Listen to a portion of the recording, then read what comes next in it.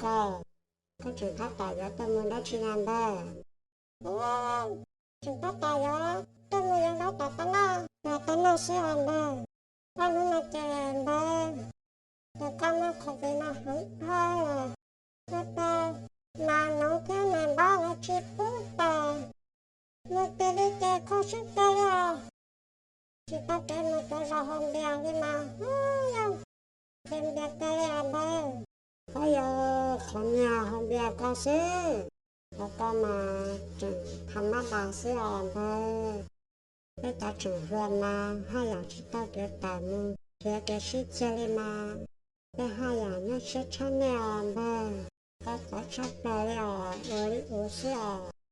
Hay là cũng ta, chỉ muốn nhà dùng bà sư tao hơn đó, mà thả đi làm thôi. Thế là cái chuyện như chơi nó kìa. Không có cái sự được của ta xìa. Giờ nó còn làm bơ. Anh ta có con bơ kìa. Cho mình chỉ nha, cho nó rất mà nó là xìa làm bơ. Nhà cho tụi nó nhất chân bơ kìa. Cũng chỉ chúa đi là thôi. Mình sẽ là bác đi ta có làm bơ. Chắc tôi sẽ nè. Không phải nè là cái ta, chỉ muốn là qua là tiền đó nó cũng như thóc cần đó đi là thôi. Bà nhất chân là có cũng chỉ chúa đi là thêm đó. Nhà đi kìa có cũng bác ta cũng lên đó là.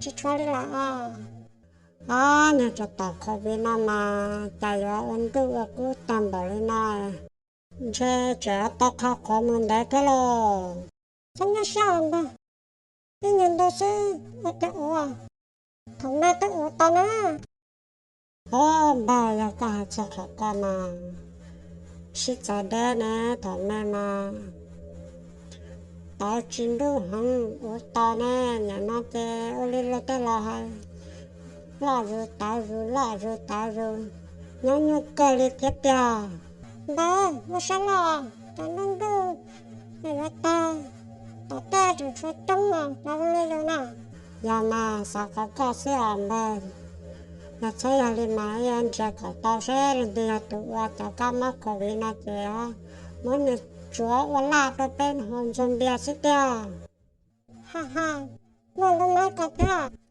bố thằng đây là của mà một cái là cho cháu ba là tôi cho chắc là cho là em đó nhưng mà sinh chỉ đồ em đó lên mà ba mà trong cỏ mà sinh chỉ đồ ba